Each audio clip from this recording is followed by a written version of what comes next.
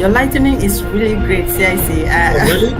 Yeah, it's actually very good. And the background, the state house background picture is really good. I think we just need to do a little bit of modification. And I'm saying this like Jesus. Okay. That's fine. Okay. Thank you, everyone. Thank you for joining. If you're joining, Deborah Arising, good morning. Welcome on board. Kindly share, like, and comment. Share it in different groups. Invite people.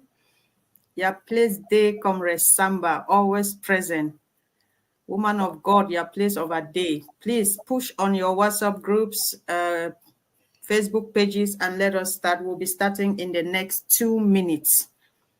While we are waiting, I was just telling the president that he looks very well this morning, despite what he's been going through, despite what he's doing on a daily basis, he still looks well. And we are happy to see him the way he is. At least he's strong. God is protecting him for Ambazonia.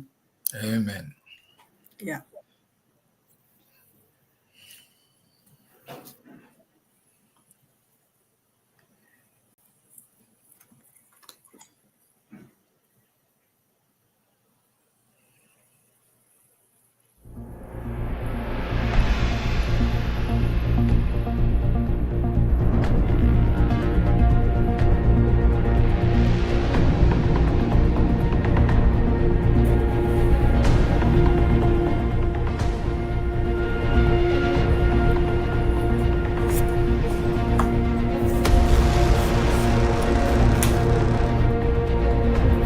Okay.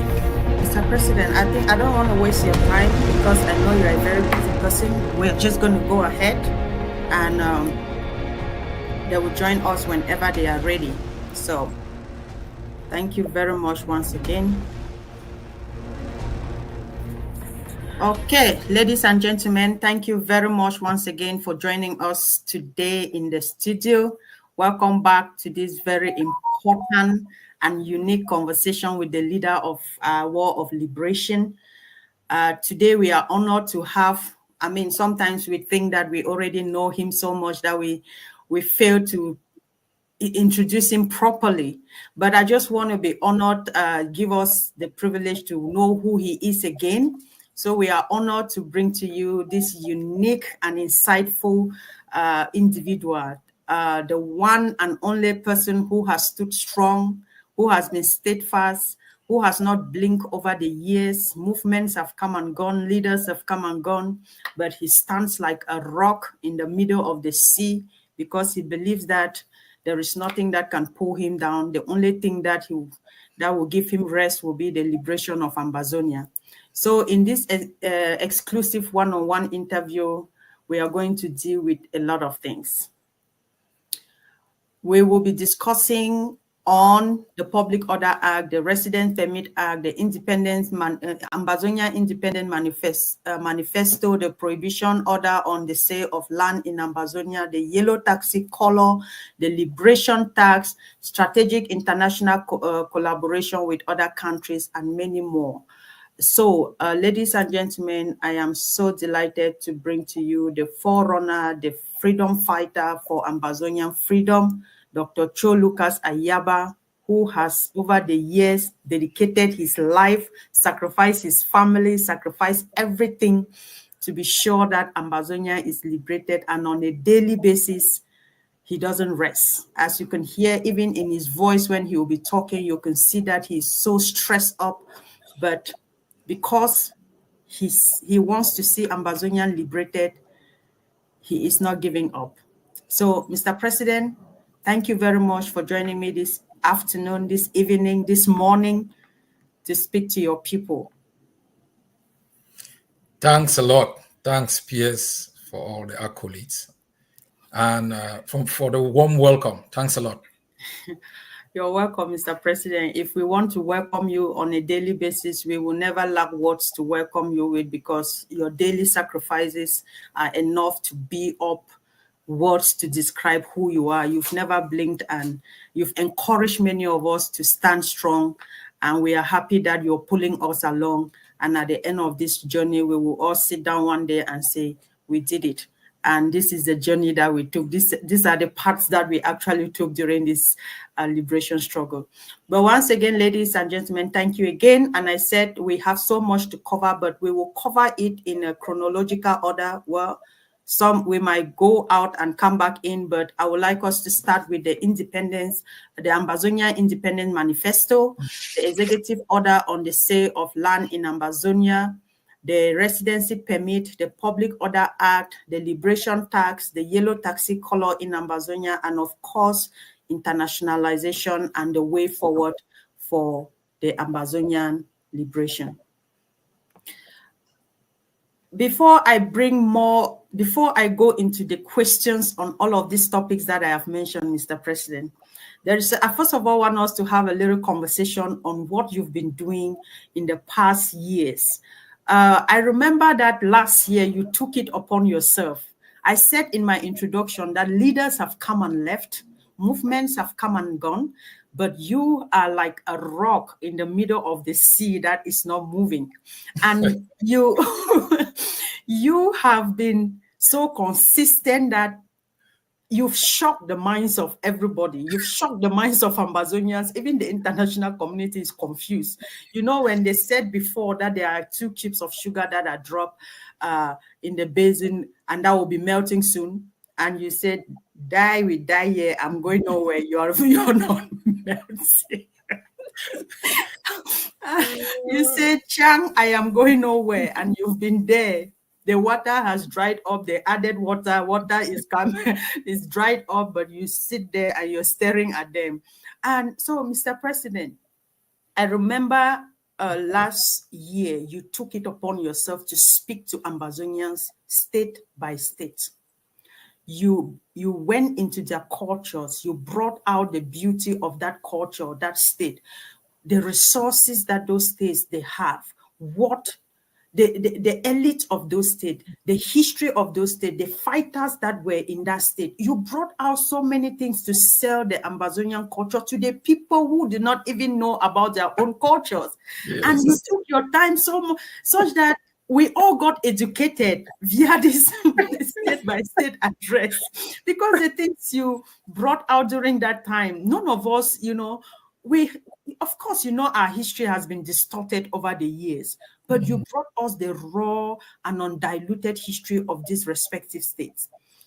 So what I'm asking, you also have taken up again the initiative of trying to do daily briefings to Ambazonian. Despite the many outings you make, you take it on yourself to do daily briefings to Ambazonian. What is this thing, Mr. President? I know Ambazonian. Where is this strength and motivation coming from? Is it that I don't know, please talk to us, sir. The people are so anxious to hear you talk. What is it, Mr. President? It's one of the most difficult questions I've ever been asked. I don't know. I am just what should I say? I'm just dedicated to things I believe in. Right. And that holds true to my life, to my friendship. And I hold long-term friendship. So when I believe in something and I try to find out fundamental facts about those things.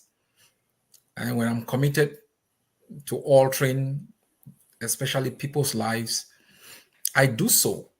I walk on the street and I find beggars. I just feel like I start judging myself. Why am I better off?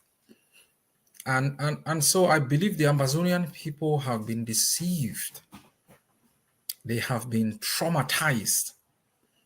The deceit is so monumental. And the arrogance of the enemy is palpable. And so sometimes you simply have to take the bully in the neighborhood and call their bluff. When it came to the things you've outlined, and I think you stopped me from doing daily, as the name goes, daily briefing. You advise that I should give some days, and that's why people don't get me on a daily basis. And I think you were right.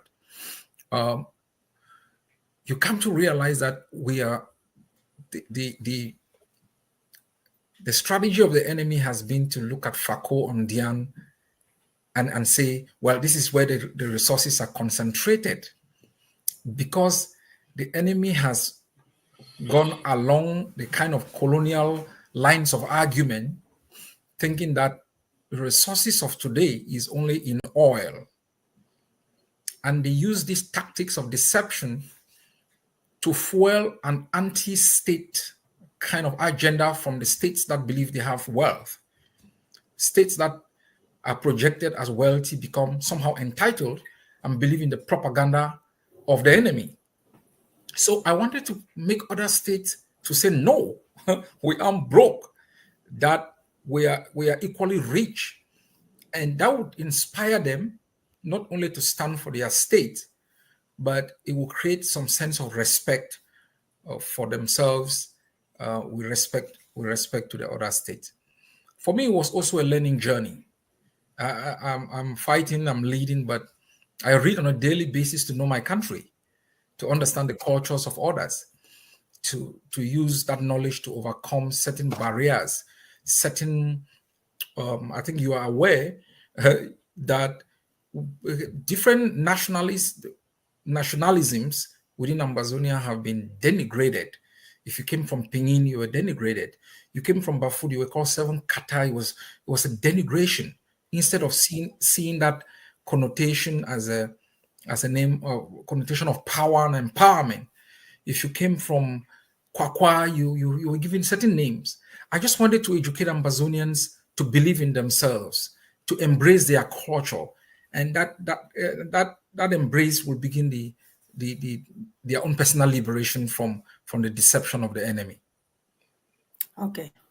And to be honest, you did a great job, and Ambazonians really appreciated you for what you did, because most people, even people from Bafut, most of them didn't even understand the cultural values, the Bafut tradition itself, the history of Bafut and what Bafut did during the colonial time.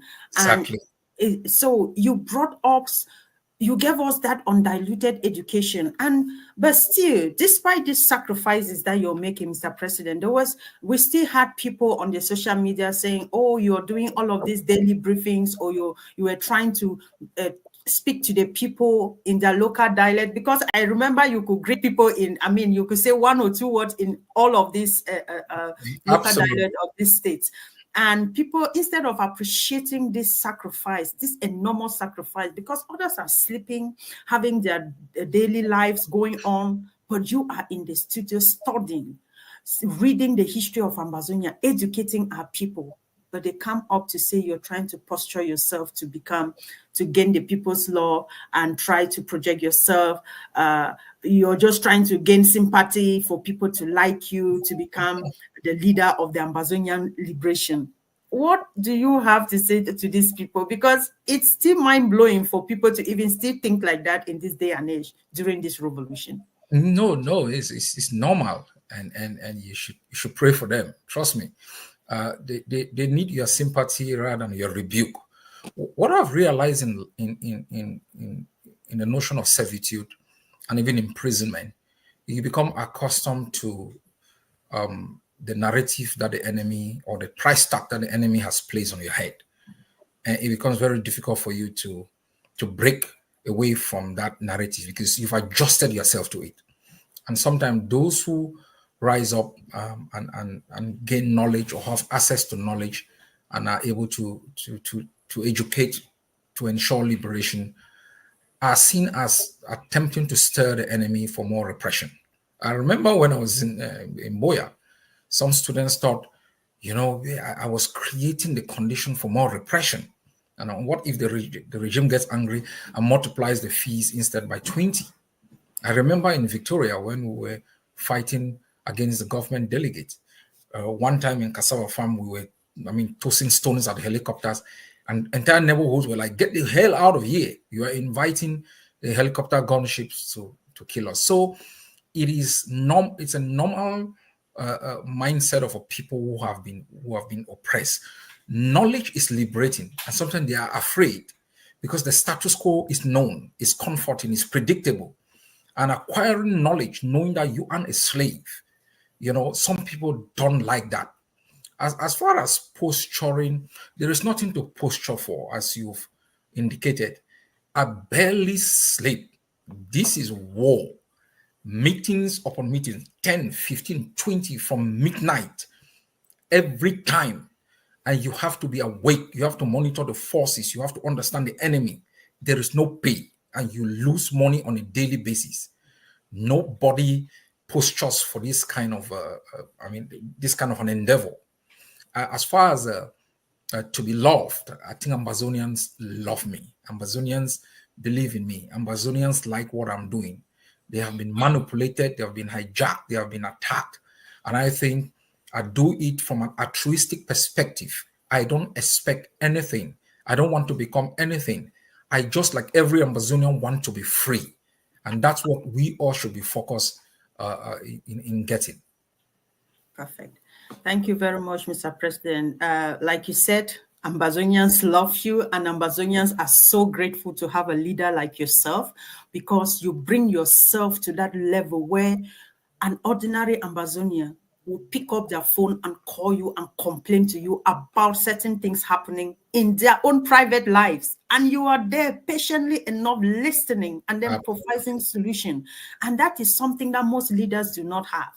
We've seen people come up and so arrogant in a way that even their own close executives cannot speak to them freely. But in the Ambazonian Governing Council, where you are the leader, where you are the president, and also the leader of our liberation, you've given us the freedom to be able to express ourselves, especially somebody like me, Mr. President. So, you know thyself. You've given us that freedom. You are not the kind of leader who comes and say, oh, it is A and it stays A.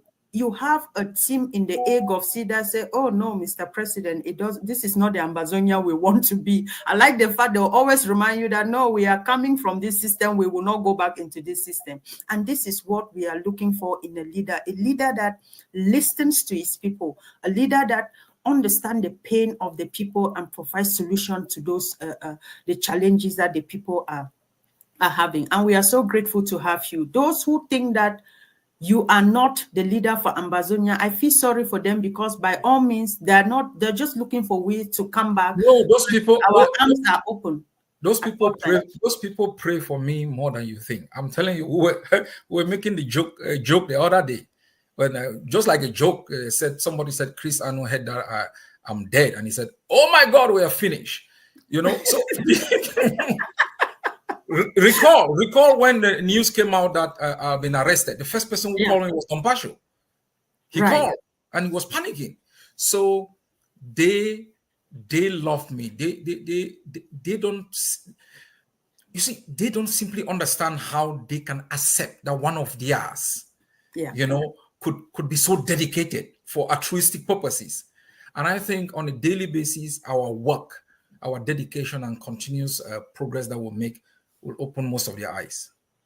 Thank you very much. And you are totally correct. Like Don Pacho being the first person to call you and shouting, oh, I hope you're doing okay. Chris Anu, like, we are finished. That is to tell you, these are the same people who ban you, who exiled you from your own land.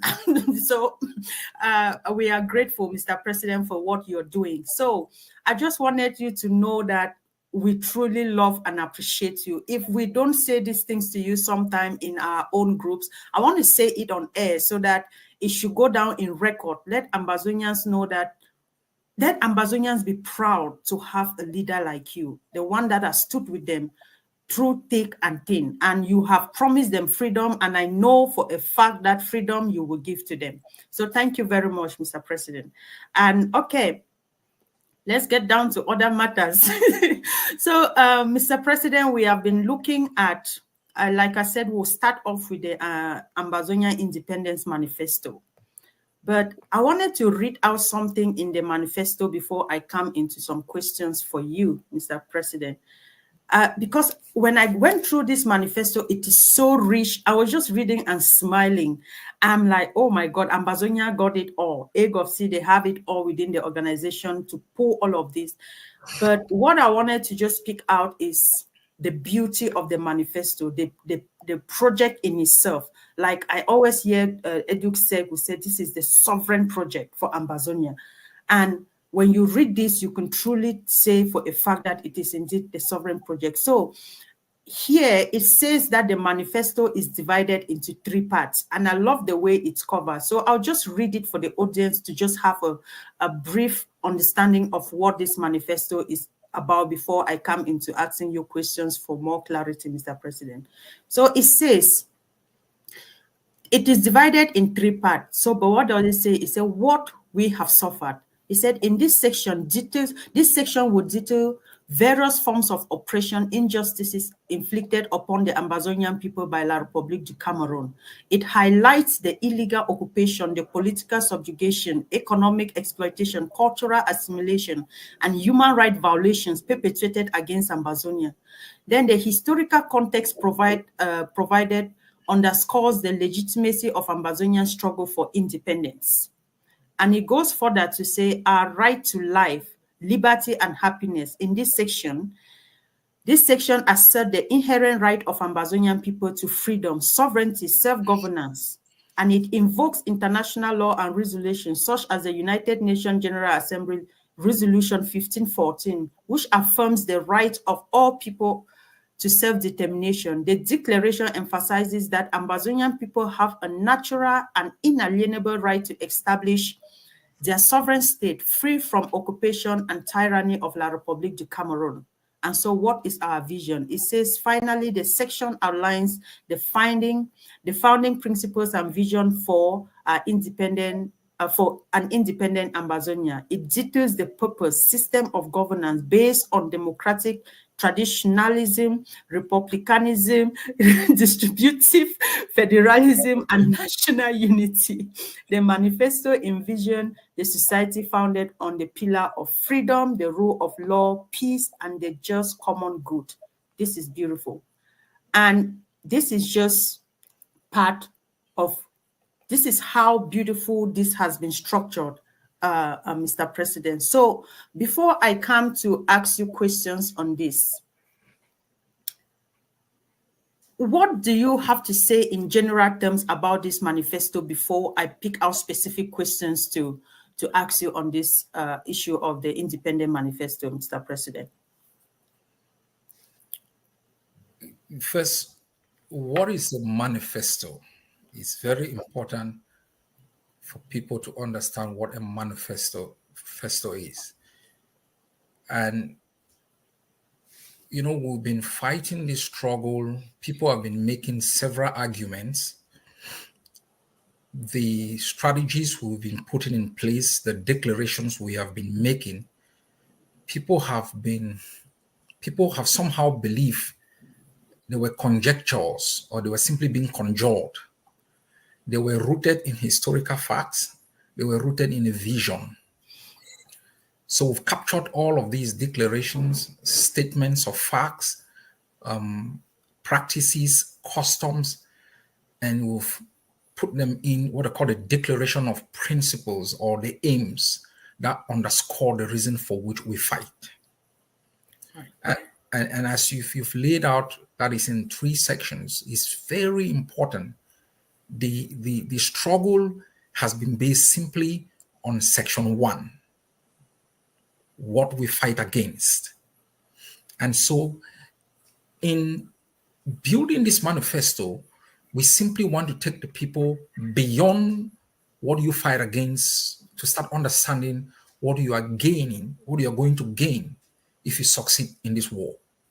The long-term sustainability of our resistance will not be based on what we are against, but it will be based on what we stand for. And there is a particular part of the manifesto which is very important. I think you've just read part of it, which is the foundational principles. Yeah. Yes. So our manifesto is our journey from oppression to freedom and the tools we will need to navigate that journey. And if our people understand it, our commitment to our struggle is not going to be based on my attitude. It's not going to be based on my position. It's going to be based on our common understanding of our past and a common belief in our future. Okay.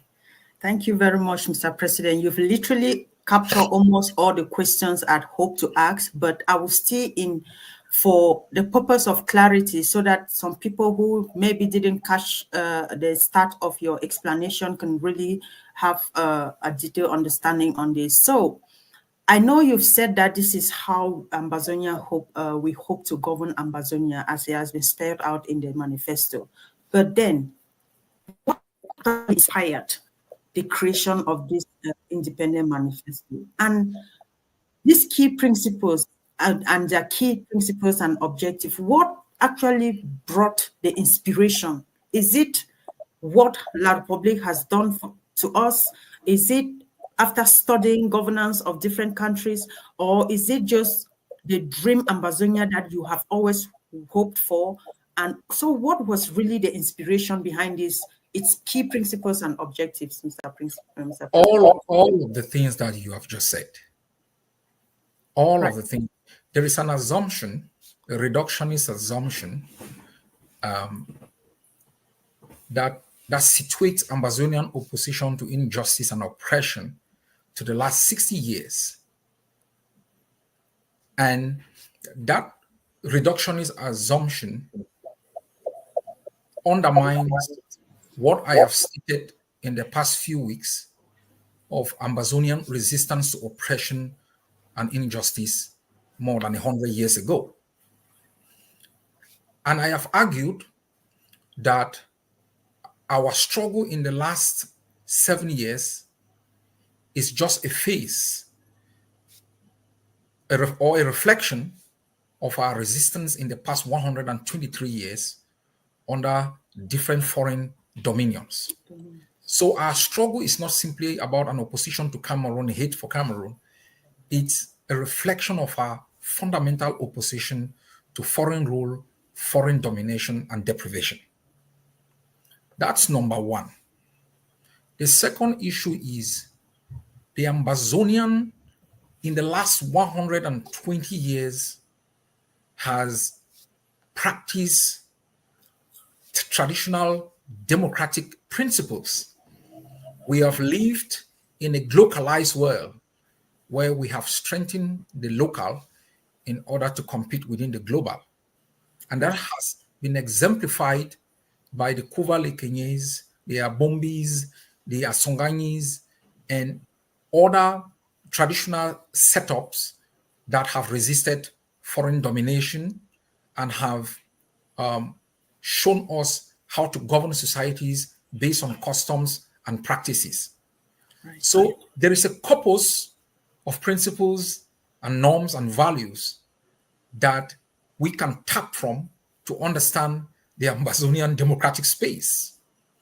And if that is not enough, most of those things were captured from the 50s in our practice in democracy, being the first country in the continent of Africa that conducted a free and fair election, a sitting government relinquishing power to the opposition, and a constitution that defined the different functions of the state and was able to define the limits of power of the different components within that the state apparatus. Even the way we've conducted ourselves in the past 7 years of brutality and genocide, Right. we have shown ourselves to be a people who are tolerant, who are compromising, and who are able to share despite the narrative that has been constructed to show that the Amazonian is intolerant, is a kidnapper for ransom, is an abuser, cannot make compromises. So the building of this manifesto is a reflection of the reality of our lives as Amazonians, but also of the practices that has journeyed with us from the time of our conception, even in under traditional authorities. And lastly, Yes. it's also important for you to, and you are somebody who is you're talking a lot now about Pan-Africanism. It is important we understand the reason why the continent has moved from a state of near political independence and maybe some level of economic independence to a system of total reincorporation into a system of foreign domination by Western colonial powers. Right. It is because we failed woefully in exercise in preserving, what were part of our governing structures, and either expand, innovate, or create structures that coexist as we did with the House of Chiefs to govern our spaces. We holistically incorporated within our own traditional societies Western doctrines, Western norms and values. We eliminated our languages that informs our way, our mode of communication, that defines the way we deal with conflict, that define the way we deal with compromises. We eliminated them and adopted everything that can be overthrown. If you look at Iran, it is difficult to overthrow Iran because you have to replicate the kind of government that is in Iran. Exactly. You cannot overthrow the government of the United Kingdom because the authority of the prime minister must be gotten from the queen or the queen. Yeah. That is an inherently United Kingdom structure of governance. The Ambazonian system of governance, the South African, all of these things are Western and they can be overthrown with a twinkle of an eye. So our manifesto does not holistically try to buy into the kind of Western narrative and Western construct of how society should be built. It factors in our own realities politically because it will be relevant in developing social and economic policies. Okay. Wow. Thank you very much, Mr. President, for throwing so much light on that. And like you said, this is our own reality and structure in a way that, like you cited, that of the United Kingdom and that of Iran. And even at this, we live in a world where we think that the international community or international law must definitely be applied in everything that we do within our own direct jurisdiction, and also human rights law. So, Mr. President, how does this Ambazonia Manifesto or the Independent Manifesto address the issues of, specific human rights issues and social development within Ambazonia based on international principles, in alignment with international law and principles? If you look at the Public Order Act, it is built as the foundational principles upon which every other law, every other issue can be derived from, since we do not have an existing functional constitution. And in developing the body of principles or rules, we tap into international humanitarian law that exists in times of conflict.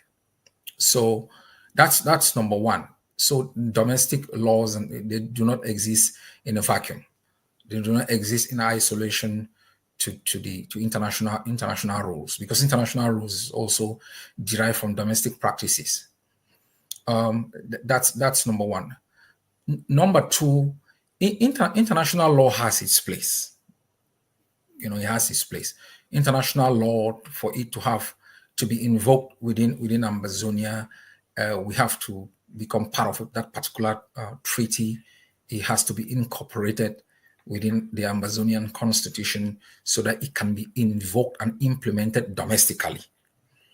And there are areas where we're going to derogate. There are areas where we'll put reservations. So every international law, whether they are international human rights law or international humanitarian law, that we will adopt will be integrated within the Ambazonian constitutional order. And it will be adapted in a way that it can be invoked and not to be in conflict with our own practices. So there are certain international laws that supersede a kind of domestic laws. They use Kogan's principles, laws with peremptive statutes, like you shall not torture. And that's an international law principle that cuts across time and space. And so you cannot invoke any domestic law to supersede that kind of international practice. And you can be arrested anywhere and tried. So we subscribe to that because the respect for human dignity will be part and parcel of the Amazonian constitution. So there will be no conflict. There will be virtually no conflict because Amazonia will make sure that our domestic institutions, our domestic practices, our domestic norms and values are a reflection of global principles. There are others that will be implemented in a different way. Right. Yes, there are things that our society, even like in Western societies, not every Western society has adopted same-sex marriage. It is not seen as kind of an international principle that must be. There are other societies that have ratified international treaties, but have not incorporated those or ratified them within their own domestic jurisdiction. So there will be what I call kind of a progressive adaptation as we move forward. But Amazonian values, customs, and norms, which have been based on compromise, tolerance, and peaceful coexistence, is going to supersede everything that we do. Perfect. Okay, thank you very much, Mr. President, for that clarity. It's very important that when we bring you on board like this, you give this succinct clarity to our people, because people are so confused. The social media has confused a lot of people. And when they hear directly from you like this, their minds are put at ease. So I appreciate you for that very detailed answer. And again, looking at the authority of implementation of this independent manifesto, Mr. President, what is the authority, or who is the authority in charge of the implementation of this manifesto, and how does this the existing authority intend to work with other communities to make sure that this is effectively implemented within Amazonia and its respective institutions? This and I want to give this clarity so we do not confuse issues. Right. This is the vision we have for our country, right? Right. So this is different, for example, from the AGOVC Charter, whose authority of implementation is the executive of the Amazonian Governing Council, a subsidiary executive under that. At the moment, this is just a vision. And so the Amazonian state will be structured in a way. Let's say AGOVC is going to lead us into freedom, and we are going to negotiate with other movements to build a transition. We will present our vision to the transitional authority within which we will also function.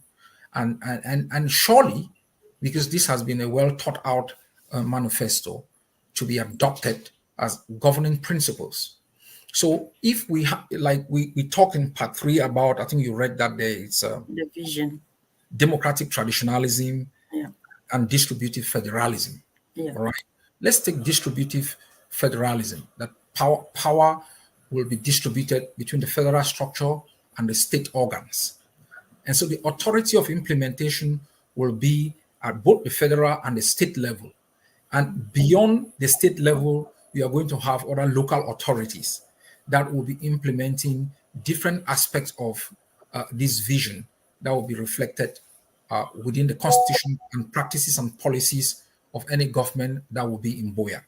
So you have, if Amazonia becomes a parliamentary democracy, you have the head of government, who is the prime minister, being the sole instrument of policy implementation and formulation as the chief executive officer.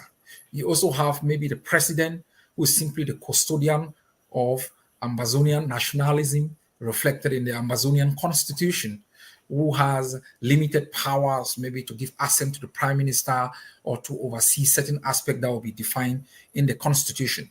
And then you may have the state parliaments that will be legislating to make laws for the particular state. So there will be different centers of implementation of any vision, body of laws that will become the final document that will be accepted by the Amazonian people. But this is the roadmap. This is the vision that lays the foundation in this period of resistance to give Amazonians an understanding of what they fight against and what they are fighting for. Perfect. That is beautiful. Thank you very much. And like you said, this is the roadmap. And I'm sure Ambazonians will also be curious to just know how this independent manifesto intends to address transitional justice and reconciliation in Ambazonia after our liberation. Do we even talk about reconciliation? What is this going to do? The manifesto, how do you think it will address this issue post-independence, Mr. President? I have talked about the Ambazonian value system. And if you look in part 3 of this document, it captures the Ambazonian value system. And a system of justice, whether it's retributive or restorative or reconciliation, is reflected in part 3. And they are not conflictual. I'll give you an example. Take the case of Rwanda. Rwanda instituted both restorative and retributive justice. You discover that there were people who had committed certain levels of crimes. They were taken to court. They were tried according to the penal code. They were sentenced to prison terms. There were others that had committed a minimum level of crime, and they were taken within kind of traditional systems of adjudication that is based on confession and forgiveness. Now, how does this manifesto give rise to that corpus of laws and principles that would oversee such systems of reconciliation and justice and accountability? The basic foundational principles are captured in the manifesto. Right. So if we talk about respect for human dignity, if we talk about forgiveness, if we talk about different kinds of principles, and we are developing laws to deal with retributive justice or restorative justice, it must be a reflection of the foundational principles of our country. So you ask if there will be reconciliation. There will be reconciliation. Reconciliation will be part of the things that we will do amongst ourselves, but there will also be accountability in terms of retributive justice. And that's part of reconciliation. If I, Dr. Cho Ayaba, have committed some crimes and retributive justice takes its course, and I am sentenced to, say, 5 years in jail, I accept that sentence. I take responsibility for the crime. And in that, I give solace to the family that has been victimized. That's part of reconciliation. I serve my time. They feel like there is closure. If the others who accept certain crimes that they have committed, they ask for forgiveness, you can go into restorative justice. We are going to have some that definitely will face the death penalty. That is also part of accountability and reconciliation. All of these things, we have not only studied them, and you've studied them too. You're a scholar in human rights law. We will be able to use a manifesto like this to design a system of justice that is a reflection of our own society, and that is also takes into account the failures of systems of justices that eliminate retribution, like the South African system, where you start having street killings, xenophobia, corruption at a certain level. We are going to factor in the Nuremberg trial that held perpetrators of genocide between 1939 to 1945 to account. We are going to look at the kind of system of justice that existed in Rwanda that captured both the Gacaca and the ICTR system in Arusha. We are going to look at different systems and build a uniquely Ambazonian type that satisfies our society. This is the principal document that lays the foundation for that kind of thought processes. Okay. Thank you very much, Mr. President. And like I said, I will keep thanking you because when we have you here, we are here to have clarity and educate the people more.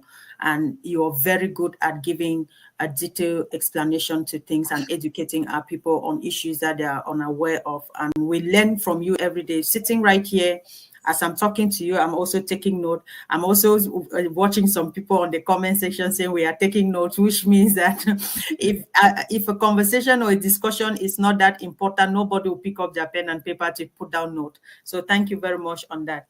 And like I said, this Ambazonian Governing Council has been the brain of developing most of these things, and we've seen how the Department of Law and Justice work on a daily basis tirelessly to produce these very important legal documents that will now be used in post-Ambazonia, during the liberation struggle and in post-Ambazonia. Post-Ambazonia. So we truly appreciate all of this department and your leadership, because if you were not a good leader, these people will not sacrifice their time and their knowledge to see that Ambazonia is liberated. And because you have given us so much details on the manifesto, but I just wanted to ask, is this open to the public for people who are interested to want to read about the manifesto, the independent manifesto? Is this something that will be shared to the general public? The international community can easily access this, and how can we actually have this? I know I should be answering that question, but I will still put it up to you, Mr. President, since you're here. Yes, thanks, PS. I'm glad we are having this conversation, because we have this conversation in the background. And as you've talked about my leadership, there are certain things that we all have to agree on how it's going to happen. I might give my own idea, and you people don't like it. It's not going to work. So one of my own suggestion would have been that we get Ambazonians to look at it and maybe make their own comments. We could factor in those comments in an addendum that is attached to the manifesto, so that as we move forward, it's adapted to reflect the collective mindset of the Amazonian people. But we should roll out this manifesto. We are going to make it in form of brochures and a book, not only for the consumption of the Amazonian, but the international community has had a perception about the Amazonian which is diminutive, not only in the last 7 years, but in the last 61 years, and also of the African. The manifesto changes that completely. It gives them an understanding of what these people are fighting for. It gives them an understanding that they can become stakeholders in the outcome of our freedom. They can compare what we stand for and what the enemy that we are fighting against stands for. They can look at this body of work and say, our fear that Amazonia will become a failure, post-conflict instability, is not reflected in the work that is in the manifesto. So I think in the next few weeks, we should conclude within the Amazonian Governing Council with our allies on how these things should be rolled out. The other part, which was, I think, suggested by the OGC, I think you are aware in the leadership, was that we record this in kind of an audio book form. Because it's easy for we're all tired, right? I don't know how much you still read. So that's very true. Yes, so we can record part one in an audio book form, and we can share, put it on our website. It can be shared.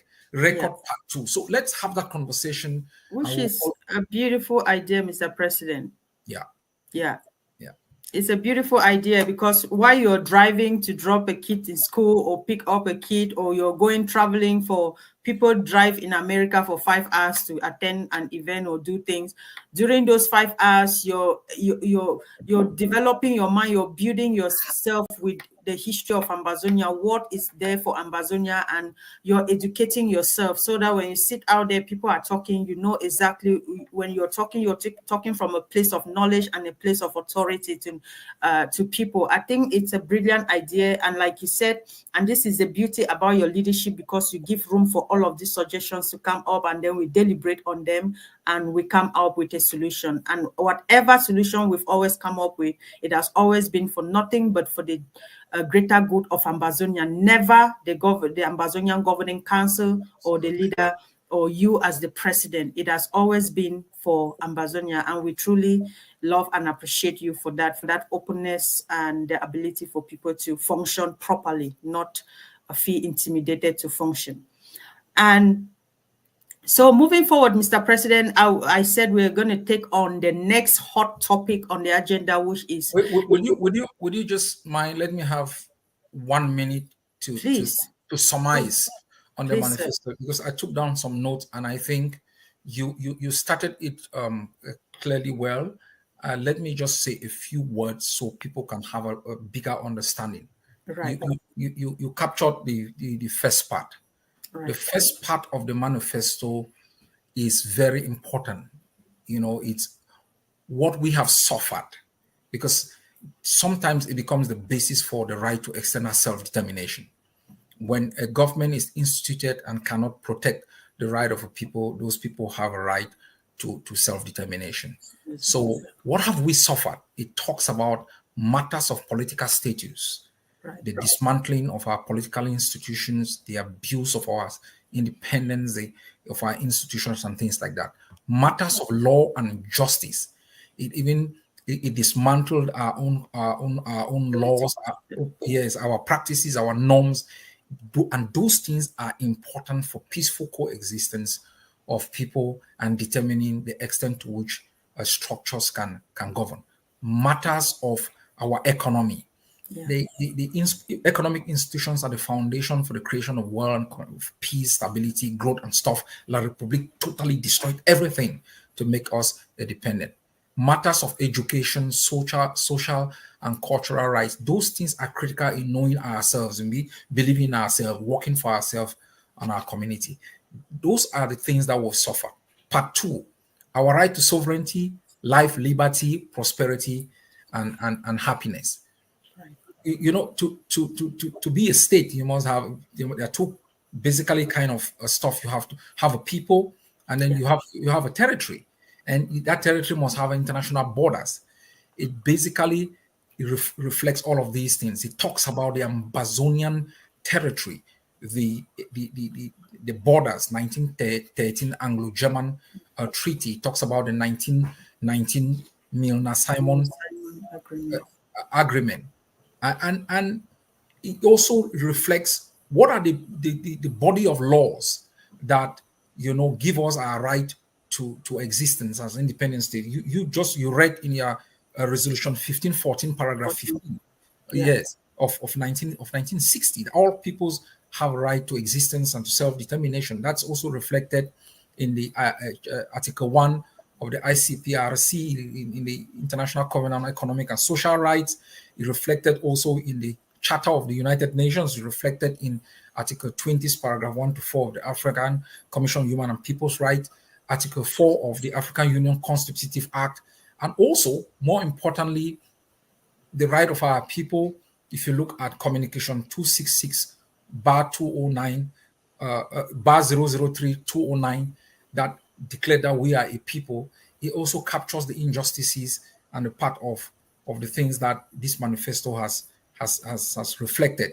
And then the right, last part, which is very important, the foundation and principles. We talk about democratic traditionalism, distributive federalism. It, yeah, it lays clearly the kind of educational system, social justice. It talks about a lot, the kinds of things that we will be proud of.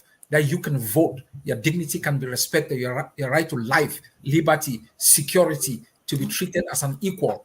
And these are the things that we fight and die for. And I really encourage everyone, if you can't read it, we will read it for you and you will be able to listen. listen, perfect. I like that. I like that conclusion, Mr. President. If you can read it, we'll read it for you to listen. By all means, you will listen.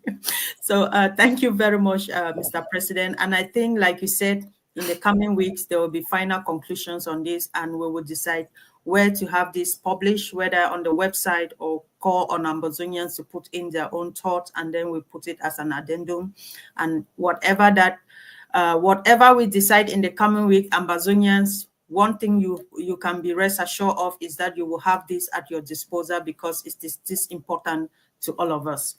So that said, Mr. President, I'm going back into the executive order on the land sales in Ambazonia. Mr. President, Ambazonian land is for Ambazonians. Please talk to us about the land in Ambazonia and the purpose of this order. What even inspired you to put out this order? I know there must have been some clarion calls coming in left and right for you to do something about this. What was the motivation and why this executive order? As I said, we are not oblivion to the crisis in Zimbabwe. We saw how the land issue became a thorny political issue that led to the collapse of the Zimbabwean economy. We are also aware that the Zimbabweans did not institute the land reclaim order immediately after their independence because they thought it will inhibit South African independence. So we've realized also in the conflict in Rwanda between the Tutsis and the Hutus that land was the principal issue that led to the issue of genocide. So the question of land is critical for the survival of every people. Back to Ambazonia, we are witnesses to ongoing practices. And in the past, we thought these were just a kind of buy and sell and practices between the buyer and the seller.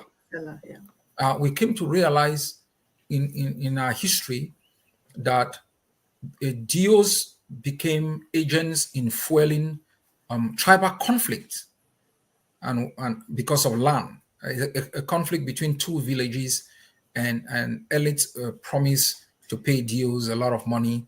They engineer a particular kind of conflict, and land was practically the basic issue that fueled those particular conflicts.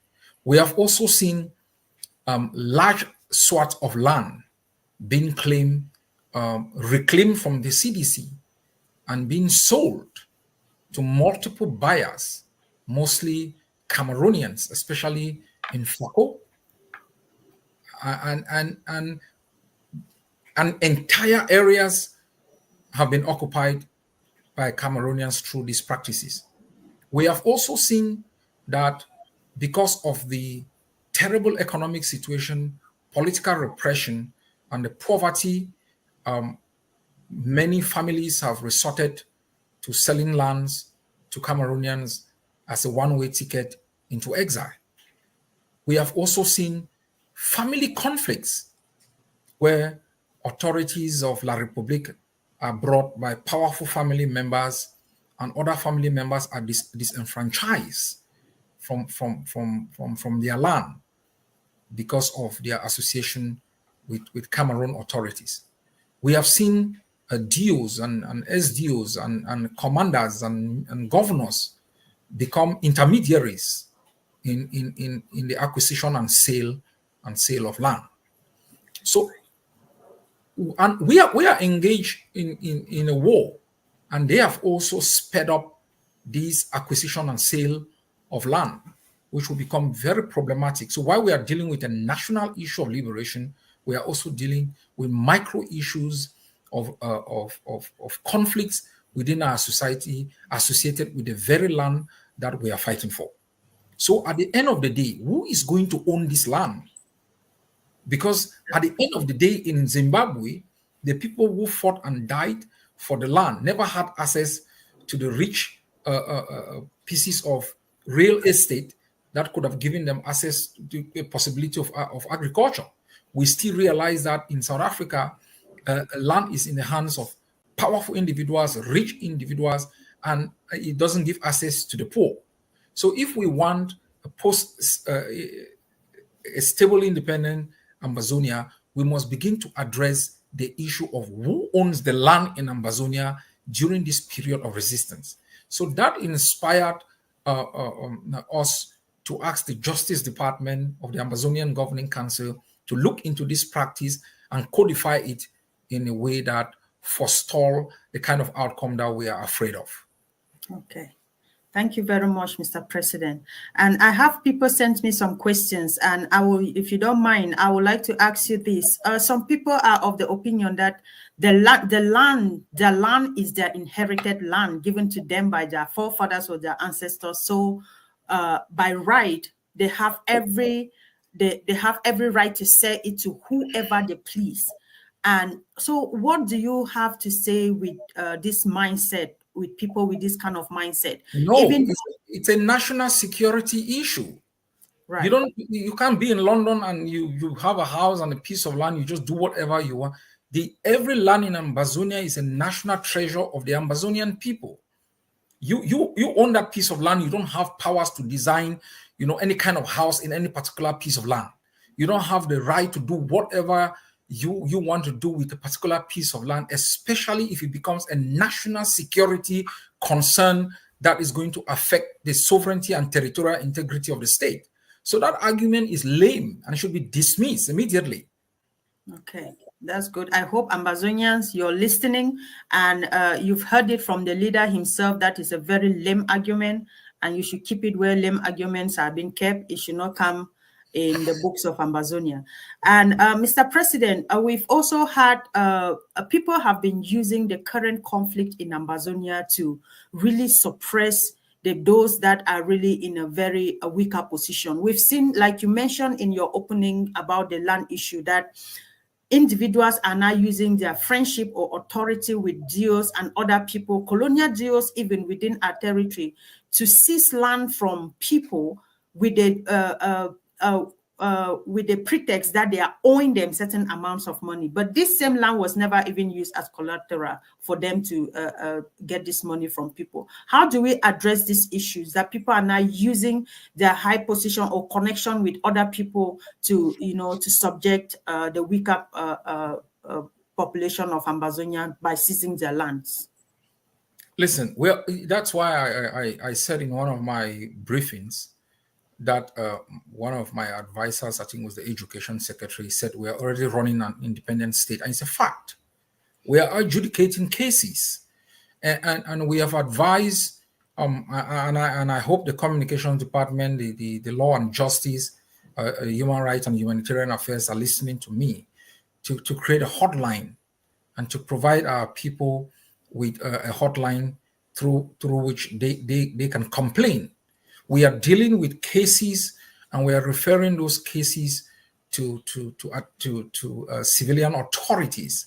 And when they cannot resolve those cases, our forces are going to go in and make sure that they are resolved. We are already doing that.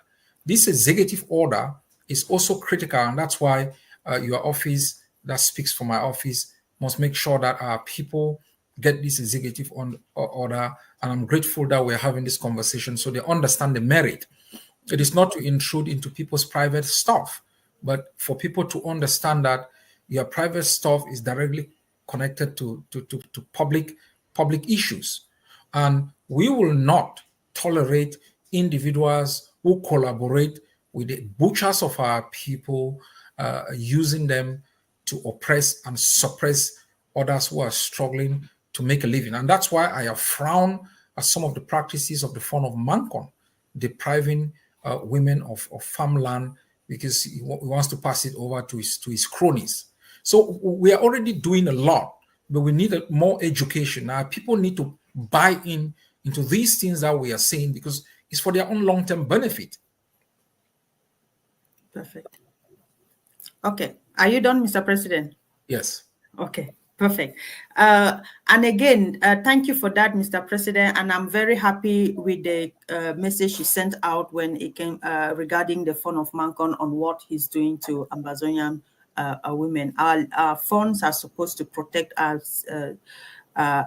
People. Instead, he is out there oppressing people, and that is not what we want in liberated Ambazonia.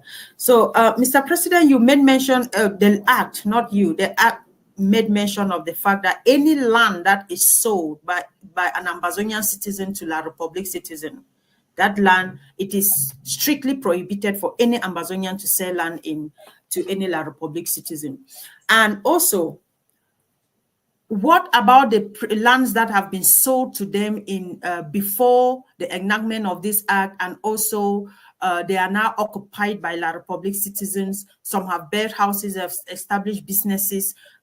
How do you intend to This recuperate act this is land? retroactive. This act is retroactive. We are not going to allow Amazonian territory to be sold to the butchers of our people. We're going to confiscate this land. Perfect. This is a strong warning to Cameroonians who are using the power of their purse and who are collaborating with enemy combatants and traitors of Amazonian people to acquire Amazonian property.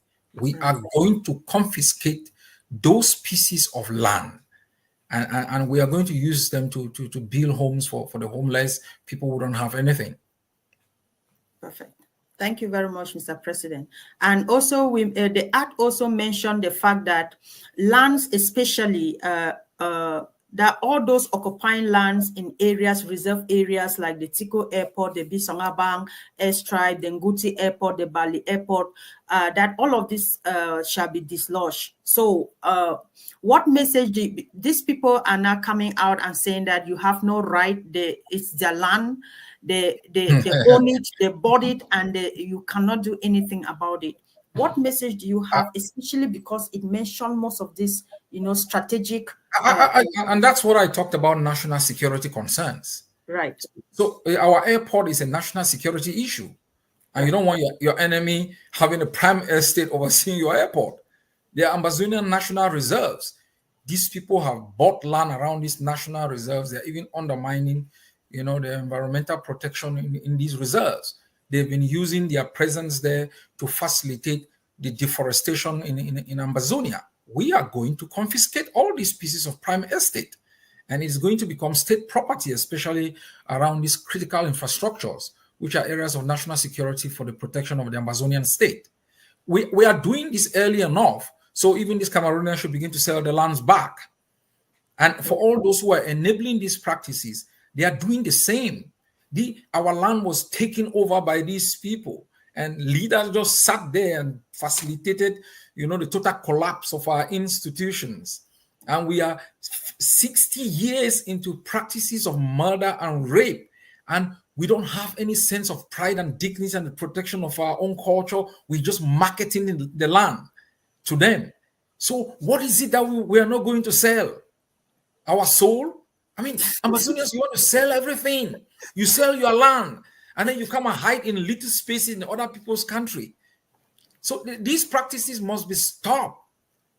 Exactly. Okay. Mr. President, we know La Republicans are they think they are smart, but the bread and sardine has already taken their smartness away. So with this public order, you will see some of them trying to sell these lands, the lands that they acquired from our people illegally, or just giving them nothing for the piece of land. They will now want to resell it to international organizations or international bodies or construction companies to be able to establish in those lands. What will still happen? So does this still stand with whether be it international organizations that bought those lands to operate in, or establish businesses or establish anything? Do you still pass that message even to international bodies that wants to buy property within Amazonia to do whatever, that land will be confiscated after independence? Do you think the FACO Credit Union can just move into Washington and buy any piece of land without federal regulation being able to control who you are, where your resources are coming from, your asset, what's the purpose of your existence, all of those things? And you think Amazonian piece of land is just a place where the contract can be adjudicated by the local seller and the international buyer? All of these people who are exploiting, be they individuals, be they international companies, who are exploiting the vulnerability that we are going through today, they are taking a risk. And that's what when I send out the message today, we know that Cameroon owns, for example, more than 40% stake in Enio. For Enio to exist in Amazonia, Cameroon must sell its own share to Amazonian civilian. Otherwise, we'll kick you out. This is our survivor. And People may look at it and say, oh, what's your business in it? 20 years, 30 years from today, our children will be asking, what the hell did you do when you saw these things happening? You call that this is my own village. I have no piece of land. You say this is my own country. I'm renting everywhere. You say this is my own country. We don't even have a piece of place to put an airport because the airport has been taken over by bandits. You say this is an agricultural piece of land that's meant for the CDC is a Bakwere land. Joel Litumbe took this case in the African Commission on Human and People's Rights and won this case.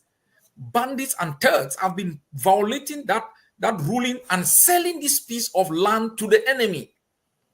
So if we don't do anything, we'll be in the same place as we are today, questioning what is it that Foncha could not stand his ground? Why did people not heed the warning of Endele? Right. So we are not only telling our people the practices that is going to affect them 20 years from today, we are taking a stand against it. Exactly. Okay. Thank you very much, Mr. President. And this brings me back to our traditional rulers. Our traditional authorities have become the worst enemies of Ambazonians. They've oppressed our people even more than La République du Cameroon in some particular communities. We've heard of cases, people crying of how the fonds and chiefs of their communities have confiscated their lands, sold their lands to to multiple people, and all of these things. What message do you have to our traditional authorities, especially those that have even been put there by La République du Cameroon, about land confiscation and seizure within their communities? This message, what message do you have for them, most especially, Mr. President, because our people are dying and suffering in the hands of most of these traditional authorities? These people are an aberration. They are an aberration. I reminisce the fund on so who told Aijo that the fund does not move, the palace does not move. Exactly. I reminisce the bravery of rulers whom we revered. You remember, you could not even think that the quick phone was passing and you were around. They say you were going to burn into something else. Exactly. You could not imagine your own chief of phone giving a fist bomb to somebody. These people have humiliated us to the point where we become ashamed of ourselves. One of the pride of the Ambazonian has been sometimes the way some of our phones and chiefs had concocted themselves. It gave us pride. Now we are a universal laughing stock. Puts our head in shame. They have not ended there. They have now become businessmen. The supposed custodian of our culture that can only thrive on our piece of land have become the ones selling the same piece of land. No land, no culture. Okay? And so when I look at these things and everybody wants to associate them, oh, you're Ambazonians. No, it is not a question of Ambazonia. It's a question of our being. It's a question about our own dignity. It's a question about our own traditions.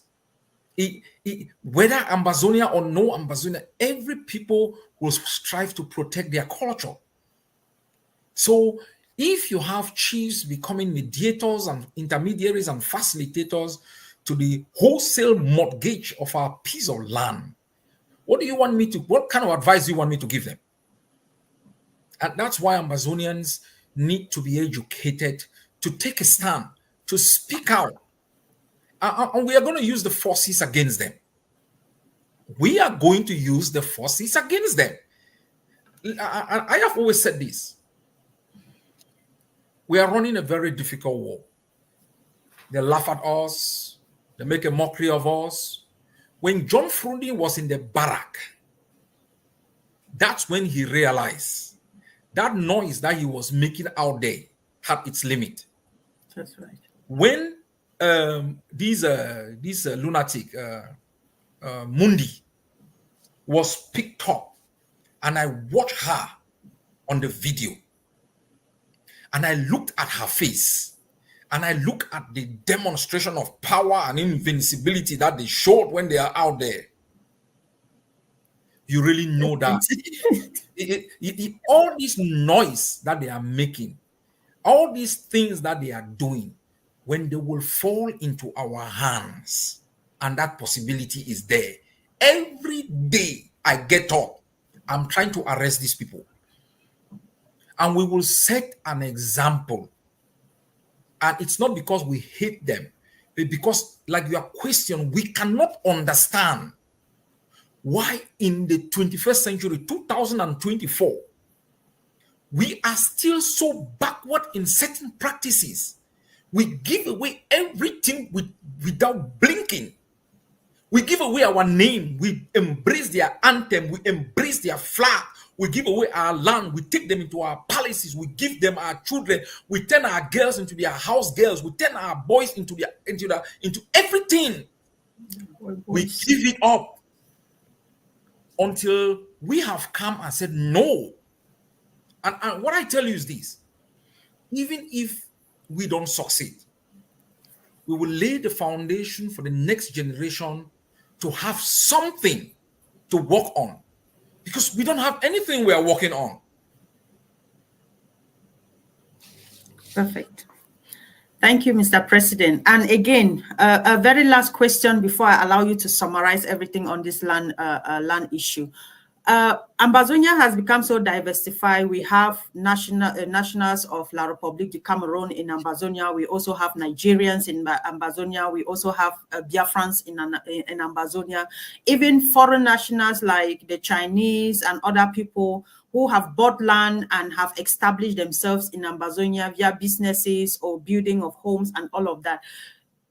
This message you're passing to La République citizens and people who are selling land illegally in Ambazonia and all of that, and the fact that all of this will be confiscated after a post-independent. Do you have the same message for Biafrans, Nigerians, other foreigners who have bought and established themselves in Ambazonia? Let them know what this is all about, Mr. President. Yes, there is hard law and there is soft law. Most of the orders that or act that we are putting out is focused on Cameroon. But it also applies in a subtle manner to other nationalities. Right. Because principally, it is focused on altering the attitude of the Ambazonian. That you should not simply just sell the Ambazonian land. It's part of the Ambazonian heritage. And if we determine any other nationality is engaged in a systematic practice to deprive Ambazonian of their national heritage, we will confiscate the land. Right. We will confiscate it. We are seeing certain practices in our territory. There are others that, for example, when it concerns the Biafran, we could have a bilateral discussions that the Biafran leadership will be able to educate their people on these concerns by us. Others that we do not have access to have conversation with their state, they should know through our public statements, our public acts, that using your power of the purse to enable the direct or indirect acquisition of Ambazonian prime estate in furtherance of any colonial practice or idea is criminalized by this act. Perfect. That is very important for you to bring that clarity, Mr. President, because you remember a few months back, we also saw President Paul Kagame ousting the Chinese out of Rwanda because they came, bought land within Rwanda, enslaved Rwandans in that land, and then even fighting Rwandans over their own land in Rwanda. And he said, not in this country. So he said, the land of Rwanda belongs to Rwandans. So you cannot come in and we want to allow you to function. Then you want to take advantage of our land and want to take ownership. And so I wanted just for you to bring that clarity, because some of these people, when they come in and we allow them to, we become friendly and we allow them to own and you know, function within our land, they want to now claim ownership over it. And I'm glad you brought that clarity so they know their place. So would you want to just give a 1 minute, 2 minute summary on this, just like you did with the manifesto, Mr. President? So we move to the next topic. Yes. For our self-preservation, the Amazonian must develop a mentality to safeguard and protect the treasures of Amazonia for the next generation. This is important for our own humanity. We cannot be a people that market everything that we have to others and leave behind nothing for the next generation. We leave them in the jungle and they will be devoured and destroyed. And I think everybody, yourself, myself, we should begin from our families. Even if we become so broke that the last person standing in front of our house to get a piece of land is a Cameroonian, please call the hotline of the Amazonian Governing Council. If you need the medical bill, we will support you financially. Right. Perfect. Thank you very much, Mr. President. And now I want us to move to talk about the Residency Permit Act. And I'm glad that you said something before you brought your conclusion that most of these things are targeted towards La Republic citizens who are in Amazonia. And we want to talk about the Residence Permit Act. Mr. President, what is this Residence Permit Act that is... A lot of talks have gone out about the Residency Permit Act, but what is this Residency Permit and what is the purpose for this Residency Permit Act within Amazonia? If independence must mean independence, we must develop rules. We must acquire the authority to determine who comes in, who goes out, and who stays.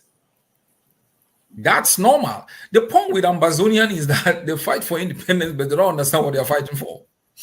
They don't understand. They don't understand the complex, interwoven nature of the rules and tangible, idealistic, and material nature of the concept of independence. It's so complex, interwoven. They are idealistic and they are materialistic. So people have been focusing sometimes on the tangible. This is the land. Who has authority over that land? Who has authority over that land? And that's why we are trying to exercise authority. I hear you talk about taxi stuff. I know you want to go down all those parts. It's about exercising authority. You talk about taxation. It's about exercising authority. You know, so the residency permit law is to send a message to Cameroonians that you are in a foreign country and abide by the rules and regulations of that country. It's not only in the law about respecting it, it's also in the mindset. Everything is a mindset issue.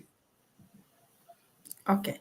Thank you very much, Mr. President. So I think, like you said, it's exerting authority. Who owns Ambazonia and who makes the laws in Ambazonia? And that Absolutely. They must have to understand, because like you said, if independence means independence, then they must begin to understand these things and follow the laws and the rules and regulations of Ambazonia. And if they don't want it, hello, please take your leave. This is what we are saying.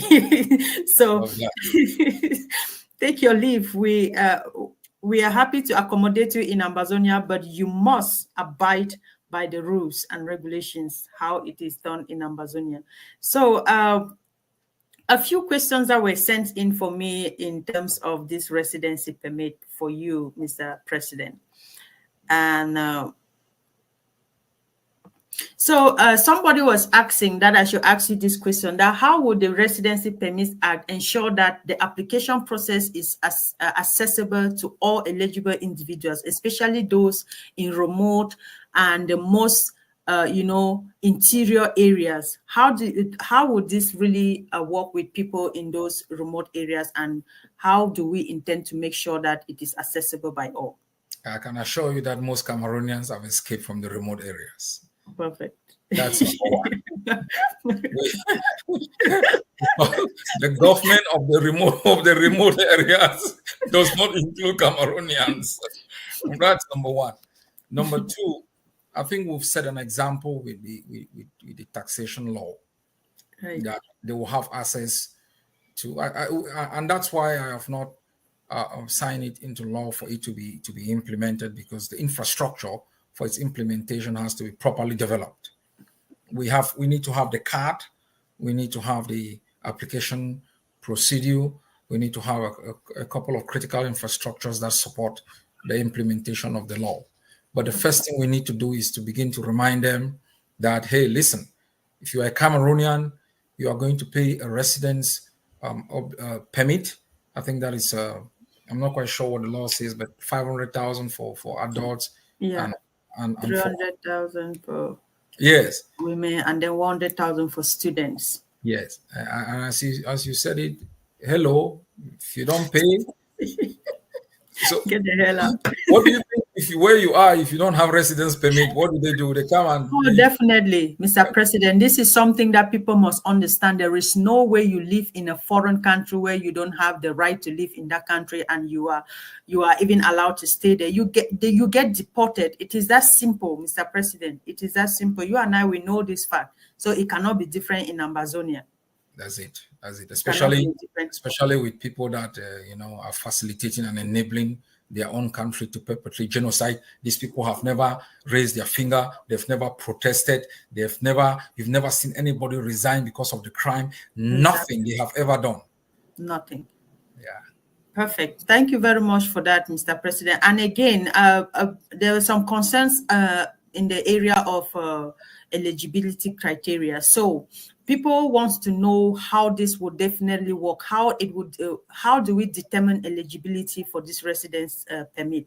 And for some of the La Republic citizens who are now married to Ambazonian citizens and have kids in Ambazonia, do their children fall under this category, or would their wives fall? So how are we going to determine criteria? Have you been able to factor out any of this? I know that the head of the department is in the comment section firing. I hope he's hearing me and he can say something on this again.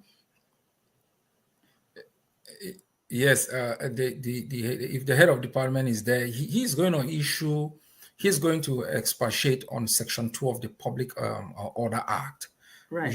which is about citizenship, which defines who is an Ambazonian citizen. And so there are obvious clarity on certain individuals. There are certain individuals that it will be determined also by certain rules that are defined in Section 3 or Section 2 of the Public Order Act. And there are others also that it's, for example, a child born in Ambazonian with an Ambazonian parent and a Cameroonian parent is an Ambazonian child. But that also depends on what that Ambazonian determines for themselves, because there are Ambazonians who feel more Cameroonians than they're Ambazonians. Exactly. So that those determinations will be done.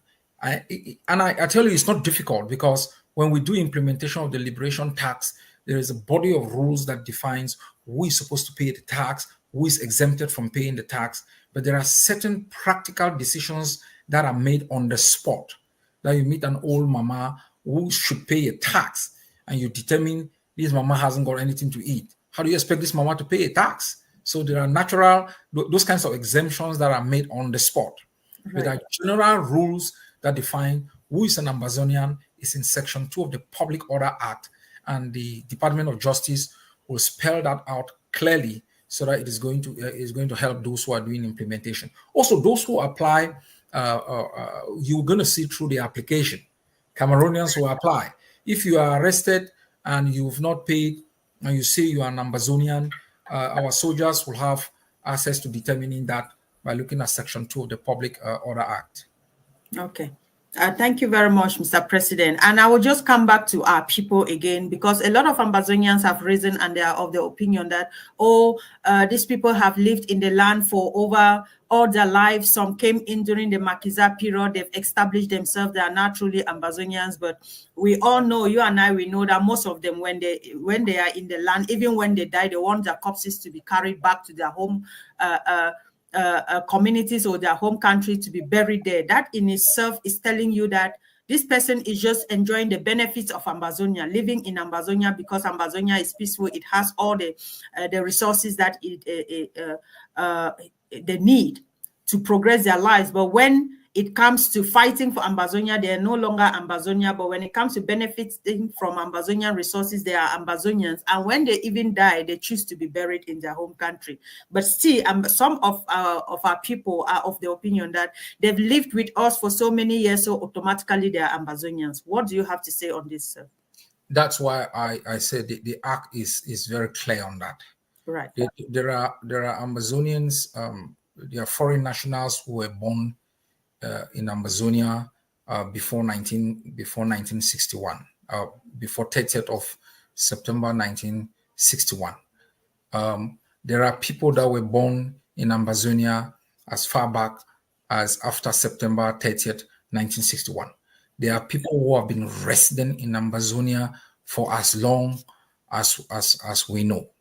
We also make sure that the law is not in a way emotional, okay? Right. So we give a clear-cut determination about who an Ambazonian is. And the individual will have a right to make that final determination if they feel they are Ambazonian or they are Cameroonian. If a citizen or an individual from Cameroon has been seen as culpable in enabling through any kind of activity, your citizenship is revoked immediately and you will be seen as a foreign citizen. We are not going to bestow citizenship on individuals who are collaborators, even if they are Ambazonians. You know that right. Ambazonian collaborators are expelled from the land. So not foreigners who've lived in the land and continue to enable colonialism. There are other citizens who are opportunistic, but you cannot simply deny them citizenship because they profess their citizenship in binary ways. For example, you could be a Norwegian and be an Ambazonian. But when it comes to setting a judgment, what the law says will define that particular citizenship. But what you think cannot be seen from the perspective of the law. Okay. So, Mr. President, will this act in any way, or the laws of Ambazonia, would it allow for dual citizens? Would they want to be citizens of Ambazonia and still hold their nationalities as Cameroonians or Republicans, or you have to give away one to be able to own one? I will not talk about that's a far reach for my powers at this particular moment. That will be determined by the Ambazonian Constitution. But as far as I'm concerned, I think as captured in the Public Order Act, an Ambazonian is an Ambazonian. You cannot, especially during this period of liberation, be holding dual citizenship. You are an Ambazonian. Your allegiance should be to the Ambazonian state. And you cannot, when things are hot here in the kitchen, you're a Cameroonian, and when it's cool, you're an Ambazonian. So during this period, you are an Ambazonian or you are not. Or you are not.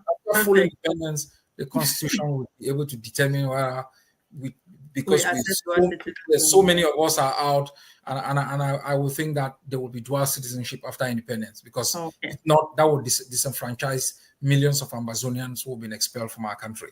Okay, thank you very much, Mr. President. You know, these things is very important to pop up these questions so that people can begin to, anticipate and know what is expected of them, or what they hope to get in the future Ambazonia.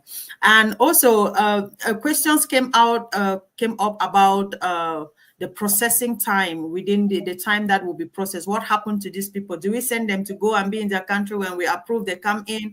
Which I gave some answers to some people, but because you're here on air, would you like to throw more light about the time period of regularization and then pending application? Are they allowed to be in the land? Are they allowed to go out and come back in? all of those stuffs, just for the resident permit, sir. Yeah. I think that is reflected in the body of the. I think we discussed that. I don't think for logistics reason that you will be able to send people out and then get them back in. We do not have that kind of infrastructural capabilities to deal with that. Exactly. I'm not quite certain, but we will look into the law. The Justice Department will provide me with clarity. My suggestion would be that we do escalatory form of implementation. People are allowed to make their application, and we process it and give them, either the residence or get them packing out of the country. Right. Just to add to that, Mr. President, that the Justice Department already did that in the Public Order Act. They already stated very clearly that if this, I just brought that question because it was asked, and I just wanted so that people will have understanding on it. So once the application is being processed, they are legally allowed to stay in Ambazonia until a final decision is made. So Absolutely. that has already been well spelled out by the department. So thank you very much, Mr. President. On this resident permit act, Ambazonians have been worried and they're asking it is specifically to La Republic citizens.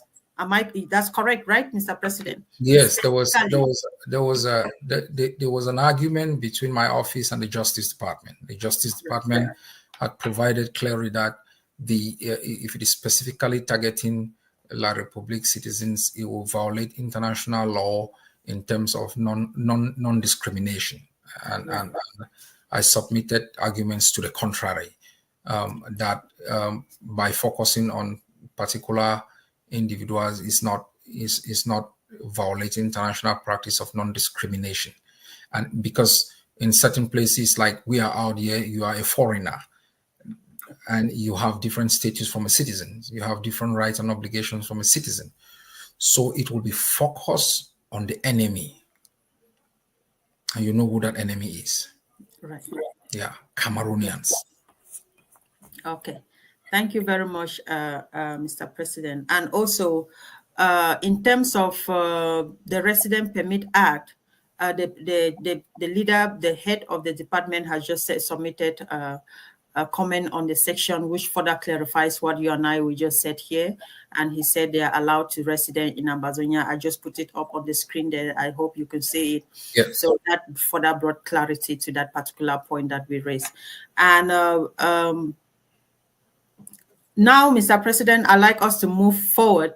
You have 15 minutes to keep me here. You're getting 2 hours. No problem, sir. Thank you very much for even giving me that much time. I know you're very busy. So I'm just going to quickly bring you to we've discussed a lot on the Public Order Act, and so I don't think we'll just go back into it because it will just be repetitive. And but we want to talk more about the liberation tax and also the yellow taxi color. And then I want to bring you very specific questions on international connections, Mr. President. The liberation tax over the past 2 years has been very successful. And people came to question the liberation tax, but everybody is embracing the liberation tax. But in your own opinion, how far are we with the liberation tax, Mr. President? How has it impacted us as Ambazonians, and what message has it further passed across to the enemy as people fighting for the freedom? Authority. This is, there is something that we've never really had. Authority over the enemy. Right. Yes. I don't look at the money. We've mobilized money and we've put part of the money in good use. It's been very helpful. But we have instituted a practice that has elevated Ambazonia and asserted Ambazonian authority over Ambazonians and against the enemy. Right. That is the practice of instituting a body of law that is respected by our people, that has angered the enemy, that has created reaction from the enemy, and that has projected the Ambazonians' power over its territory. This is an impact that cannot even be measured at this particular moment. Historians will capture this moment as very crucial in Ambazonian nationalism. And Secondly, and lastly, Yeah, this practice has been able to, to, to create an interaction between our forces and our population that did not exist. exactly. A one-to-one sense of accountability. I give my money, you give your tax receipt. Even amongst us, you are aware of that. We Yes, see in the tax room, when we send in tax, you see how people are excited. You see exactly. they're asking the chairlady of the tax team to issue a receipt. And you find that when we delay issuing receipt, how people are angry. People start. Exactly. That is what we want to institute in our country, where there is accountability.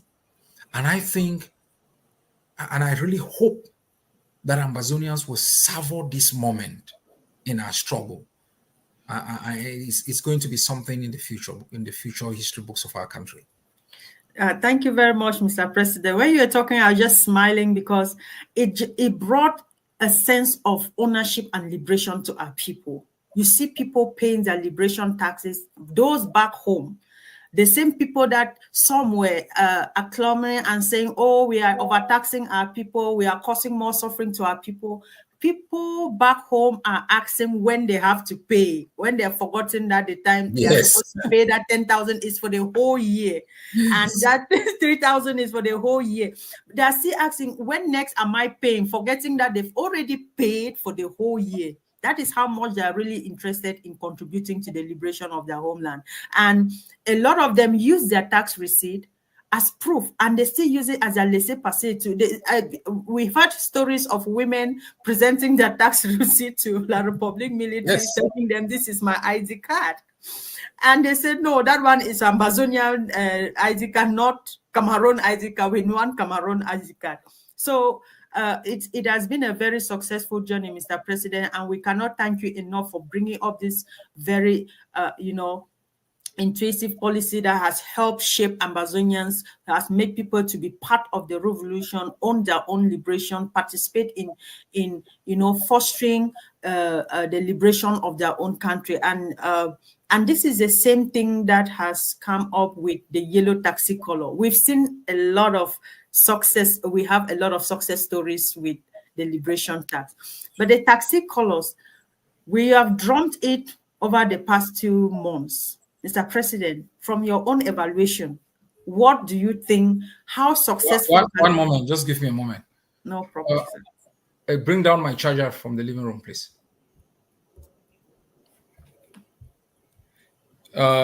Sorry, my computer is running out of charge. All No right. problem, sir. Okay. The taxi color. As I said before, plug it in there. The taxi color is also an issue of authority. And as I said before, we all got up one morning and realized that the soldiers of Mezam had come together and decided that the taxi color has to be changed. They wanted to challenge anything that they believe even resemble any of the colors of the Cameroon flag. And I had a big fight with them, but I thought, if we are going to practice a system of governance where power actually belongs to the people, where authority does not flow only from the top to the ground, it can also flow from the ground to the top. And then you can also embrace some of the things they have put in place and help shape it in a way that conforms not only with domestic practices, international rules and norms, and also is understandable by our population. And we knew. I remember I was advised by two gentlemen. They said, CIC, just stay calm now. Because if you utter any word concerning this taxi color issue, they will forget about the taxi color issue, will be Ayaba from morning till evening. I came to you people. You people said no for the moment, and let's allow the forces to do their implementation. Let's not adopt it as a policy. And I told you people in the executive that that's fine, but I will support the forces publicly. So people have not understood these things. But what has happened Any conversation we generate about our struggle is important for our struggle, whether it's negative, whether it's positive. What really matters is how leadership takes that conversation and concludes on it. And that's what we have done. We've allowed a conversation. People were angry. They said they were going to come to Norway and kill me. They said, I am seeing their frustration about something that they feel they are powerless to change. But through their communication, whether negative or positive, they are altering perception, they are altering implementation practices, they are altering even some of the bodies of laws that have been already been constituted. It even led to La Republique organizing a demonstration in Bamenda. That tells you where the government is. Soldiers. Exactly. Yes. So we took our power in our land to decide that the taxi colors have to be changed, and they will all be changed. Implementation started 2 days ago in Bui. We're still having recalcitrant drivers in Mezam and different parts, but we are going to change every color. That's right. That's right. And the people who have changed the colors have done so excitingly, Mr. President. It's not like they've been they did it under duress or anything. They also understood the message. The call came, they understood the call, and they took it and they ran with it. That is the most beautiful And thing. they also accepted their power. You don't understand it. Exactly. It's like, Exactly. now I have power. I'm gonna change you. What the hell are you gonna do? Yeah, it's my taxi. You can't deny me from doing what I want to do with my own car. It's the So same like a number plate. When we put in the exactly. number plate, and Exactly. La Republic authorities, they were making noise, and a couple of women told them, "You are making this noise. You cannot drive in town with a CA number plate." Exactly. You know, and they shamed them, and they all shut the hell up. And it's the same thing they try to, destroy the institution of the Country Sunday. For over how many years? They did everything in the past to destroy the institution of Country Sunday, but they've never succeeded No. because our people are determined. This is the good thing about this Amazon, this never again generation. And I like the way you always come up with these terms, like you encourage people. They know we are now the never again generation. Whenever they feel weak, they remember it. We are the never again generation. We cannot be like the Funchas. We cannot be like the Endeles. And this is what keeps our people going, Mr. President. And I think Amazonians have not just been patient enough, or some Amazonians have deliberately refused to see what you are doing for the liberation of our homeland. But in all of it all, like you said, they pray more for you than those of us that we even stand with you here on shoulder to shoulder. And now, Mr. President, let's talk about, because I don't want to dwell much on the taxi color and liberation tax. The message has been passed, the people have received it, and they're running with it. All what we can do is support them with it, encourage them, and show them the path to go about with this. Let's talk about international relations in just 1 minute or two before you go. I know that a few days ago you announced in the House, in the cabinet, well, in the Leadership Council, that the Basque has invited us again for the annual celebration. Is this something you want to talk about it here on air, Mr. President? Oh yeah. Last year I was. We have a very good working relations with the Basque, and the president of the Basque country invited us last year. I was there, and we've just received another invitation to attend the annual anniversary celebration, and we will be going there. We are building these bilateral relations also to strengthen Ambazonian nationalism and to project Ambazonia to peoples across the globe. And this year will be particularly important because we are pushing very hard for different countries and self-governing territories to recognize Ambazonia's right to self-determination. It is important in sending a strong message to Cameroon about resolving the conflict.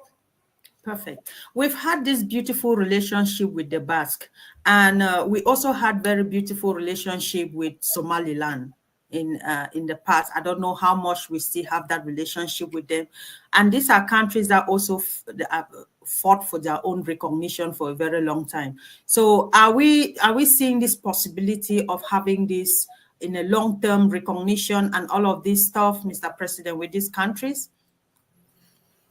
we are developing a policy of escalatory recognition. Right. And we'll be making the argument. The Justice Department, the Secretary General has just set up a working group that will put together the argument for escalatory recognition. Okay. Number one, based on international law principle, also captured in Section 2 of the Manifesto, the right of our people to exist for self-preservation and external self-determination.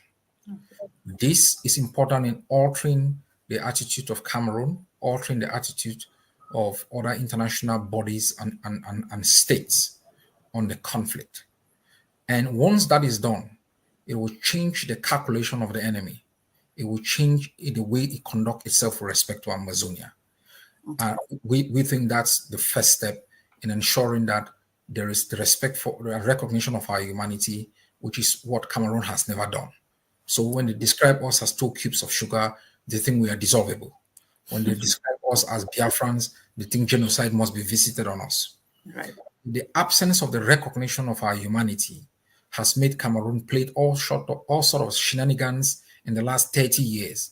Commission year, this day, because they have not truly respected us as human beings, that they should be able to engage in finding a solution to a conflict that has cost the lives of so many thousands of people. And we want to use a novel strategy in line with our internationalization and targeted diplomacy to be able to get the international community to take a stand. Okay. Mr. President, over the last few years, 2 years or so, we've had a very beautiful working relationship alliance with the Biafrans. Ambazonians are expecting to see more of these alliances, but then with the Biafran alliance, do you think the Biafran alliance, like they will always say, is it a curse or a blessing for the Ambazonian revolution? It's a blessing. It's a blessing from both the strategic perspective and both the futuristic perspective. We had Abuja having a very strong relationship with Yaoundé, and that relationship translated in the arrest, kidnapping, and rendition of Amazonians. That relationship worked in allowing Cameroon forces to make incursions into Biafra land and being able to attack, kill, or kidnap Amazonians. So we altered that perspective immediately because Nigeria had put its hand clearly on which side it stands in the conflict. Exactly. And we made sure we gave them a hot potato to deal with. And so when they have this hot potato at home, they will not be thinking about trying to destabilize Amazonia. And so what does the future hold? It is 70 million Biafrans. Millions of them are resident in Amazonia doing business and things like that. And those are the people that we should working with. Nigeria is working in the north with Niger. Benin is working with Benin. Biafra has only Amazonia to deal with. So it's been a blessing. It's just that we've conducted ourselves based on fear. Building relationship, being a friend with another does not make you an enemy to the other. And if that person wants to consider you as an enemy, that's up to them. We are a friend to the Biafrans. We believe in the self-preservation of the Biafran people. And we think that the Biafran people alone will determine what they want. If they want independence, it's up to them. It cannot be determined by Amazonia. If they want a confederation, if they want a federation in Nigeria, that's up to them. But we cannot sit with a neighbor with one of the most powerful blocks in the continent and refuse to establish a working relationship that will be for mutual benefit. Okay. Thank you very much, Mr. President. And to the question that everybody has now been asking in recent days, that there has been a geopolitical shift in West Africa, and the Sahel nation have risen, and they decided to form their own confederation to stand for one another. And people are asking, since these leaders are also having the same views, they have common interests, they suffer the same fate, like Ambazonians have suffered in the hands of La Republique and others. what are there any strategic alliances that you're trying to build with leaders of countries like Burkina Faso, Niger, Guinea, Mali, and all of these countries that form part of this Sahel Confederation? Amazonians, when people have fought their own battles and they have elevated themselves to some place, that's when we are running to them. We are running to them. Let's go and have a piece of the cake that we think they are having. I think it's a good thing. What those gentlemen, some of them are almost like one of them could be my son. Trust me.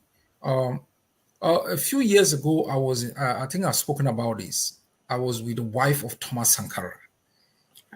I was fighting for justice for the Sankara family. And so I was a keynote speaker in a conference in Munich that had her there and had their lawyer. And the uniqueness of the Sankara betrayal was something that really captured my imagination. And the uniqueness of his political vision, economic vision, is something that also captured my imagination. But more importantly, the fact that he was betrayed by a close friend and killed. And to have met his wife, I thought it was an honor. A few years after, I sat on the same table with late Pierre Buyoya, the former president of Burundi, and the former vice president of the Congo. We were in the same conference in Berlin. Why I bring these stories is some of the kind of background things that are unique in what you just asked. Yeah. In this conference, I was asked to help the vice president of the Congo to translate from he was speaking in French, if I could translate into English. And he was simply just begging the Germans. He was like, he's begging the Germans to come and support the Congo, that they are suffering. And I couldn't really translate that shit. I couldn't. It was so difficult for me to translate that shit. And so I was doing my own translation. And I was like, when he says he's begging the Germans to come and help, and I was like, he's asking the Germans that based on the historical practices of colonialism, the Germans have an obligation to and the former president of Burundi was laughing the whole time. Because people in the hall were like, why is he laughing? And I have a picture of the three of us. Immediately we finished the session, the three of us just went out and we were still laughing the whole time. Somebody captured a picture of the three of us. that is the kind of Pan-Africanism that these gentlemen have instituted. We are watching. It's bravery of an extraordinary proportion, and bravery that transcends the kinds of practices that we've seen before, where people take over power, they're interested in entrenching themselves, they have no ideology that their actions is anchored in, they have no vision that they are working towards. And the evolution that we are seeing is unique. And my hope is that they are going to take it forward. Yes, with respect to what they have formed, we hope, and we'll be getting the State Department to write to them to establish an observer status for self-determination entities within the continent, to have an observer status within the new bloc. That is going to be very meaningful for them, because if they don't also do so, these enemy blocks, these plantation overseers, they will try to bond themselves to undermine their viability. But right. if they open it up for non-recognized state to have observer status, it begins to bring a new flair into it. I've already notified, I wouldn't go into that further, but you should be rest assured, and Ambazonians must be rest assured that our vision for the continent is a vision of Pan-Africanism that prioritizes the nation's right to survive and exist as a prerequisite for the survival of Pan-Africanism. Pan-Africanism must be anchored in the nation's right to self-preserve and self-replicate itself in whatever way, shape, or form. Its independence shall not be undermined for the success of a Pan-Africanist vision that brings together the different nations. And I think that if the vision of the new bloc is anchored in this particular thinking, then an innovative thinking that does not replace the nation with a Pan-Africanist vision, then I think they are in the right direction. Okay. Thank you, Mr. President. But, whenever people who know you, people who have worked with you, or people who have followed you, when you speak, and when they listen to the likes of Ibrahim Traore, I mean, like, I focus more on him because I see a young man with a vision for his country, who loves his nation. He wants to see that what is produced in their country stays. And this is what you've always been drumming in Ambazonia, the resources of Ambazonia that have been exploited from Ambazonia and have been transported, ferried to other countries. And this young man is also, he has the same kind of vision that you have for Ambazonia, preparing Ambazonia for Ambazonian, the resources managed within us, produce and we decide the prices by ourselves, not that our raw material. I hear you most of the time talking about how a farmer in Ambazonia who produces cassava must have the value of that cassava in Ambazonia, make sure that they produce gari from that cassava that is worth the price that they produce it. And this is the kind of things that this guy is preaching. We see him, promoting local productions, encouraging local farmers to set up their own businesses. And we truly hope, like you said, Mr. President, that the State Department will is working on that, and you've already established that contact, especially because you already did something with the wife of Thomas Sankara, which he's also following suit with the vision of Thomas Sankara. So we hope that we will, in the next future, hear something about the alliance between these countries and how we can really work to liberate our people and oust any foreign power in our countries the same way they are doing. And that said, Mr. President, thank you very much. I don't want to go much into any other thing like what we are preparing for October. Or do you want us to throw any light on that part, the organization, what we are preparing, the in conference and all of that stuff? We'll deal with that. We will in come a separate conversation. Yeah. Once the leadership is fully briefed, then Perfect. can Perfect. yeah. Okay. Thank you very much, Mr. President. So now I will want to give it to you for 2 minutes. I hope I respected the 15 last minutes you gave me to give us a closing remark on this very important conversation that we've had today. It has been an amazing conversation. Thanks a lot, Piers. First, I'd like to thank you very, very much for making this interaction very, very interesting. And I encourage you to continue to do it often with other leaders of our movement and our community, and to bring the beaming smile and happiness for people to understand, the joy in the Ambazonian journey. I really think this conversation it exposes a lot to our people. And as I said in my outing the other day, Ambazonia will be recognized. It's not a joke. They will be recognized, and freedom in independence will be achieved. And so I invite each and every one of you to be part of this journey. Don't think so much about the destination. Focus on the journey. Be a part of the never again generation that alters the fate of our people. Don't sell our land to butchers and traitors.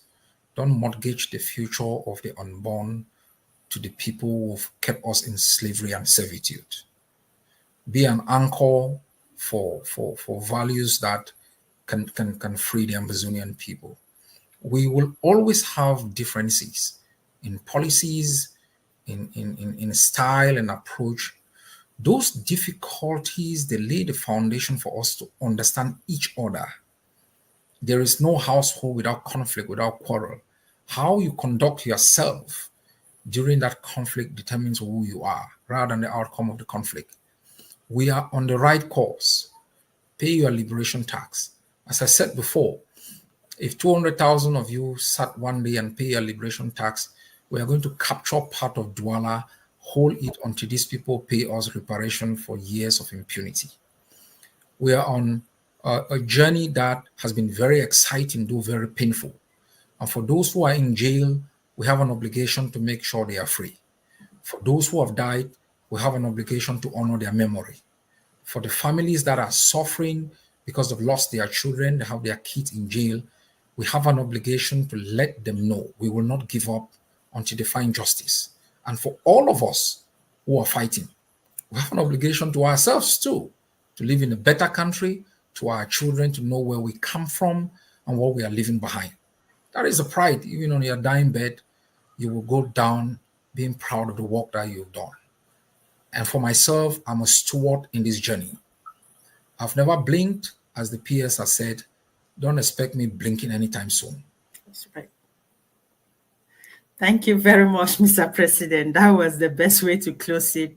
We will not expect you blinking anytime soon. I know even if we force you to blink, you tell us that you can all go. I will stay. I will be a lone wolf in this journey. So thank you very much, Mr. President. It was truly an honor to have you. Ambazonians are proud of you. And like I always say, we are truly indebted to you in gratitude for all what you do for Ambazonia. And may the Almighty God, the one that knows the end from the beginning, the one that has always given you strength and given you the wisdom and the knowledge to lead your people like Moses led the people of Israel, may he continue to guide and protect you until we get to Boya and sing hip, hip, hip.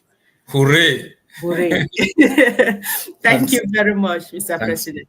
Thank you. Okay.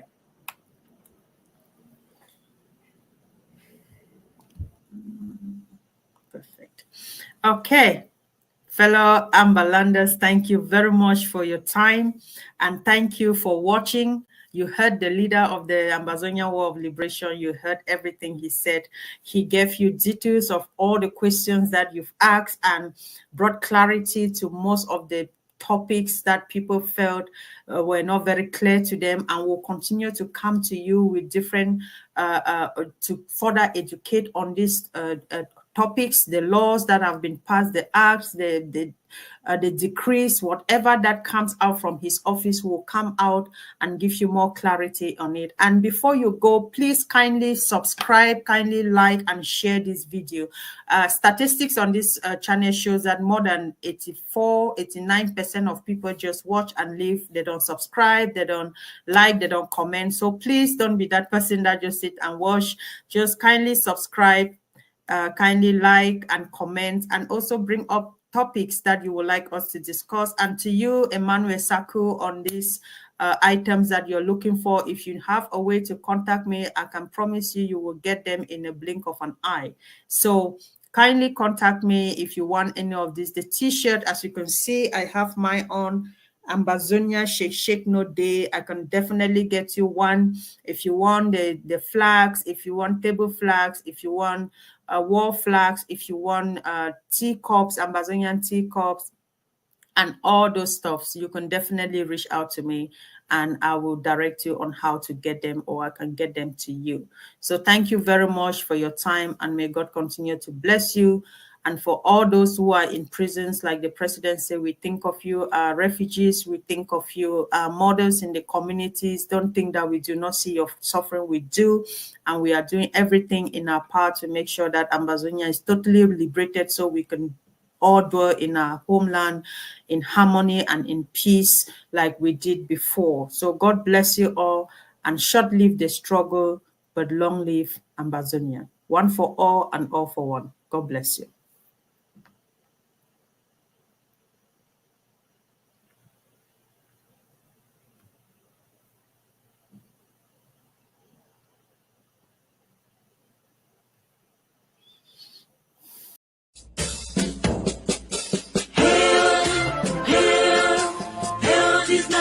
Glory, we the Ambazonian, special loyalty, praises to our Savior who granted us the freedom. Allegiance to the hero, for God alone we gather.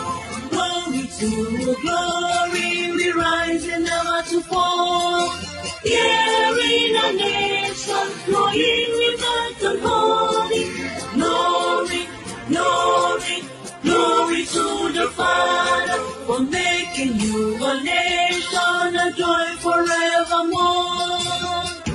Ambazonia, land of freedom, you shall live in plenty, meeting our need.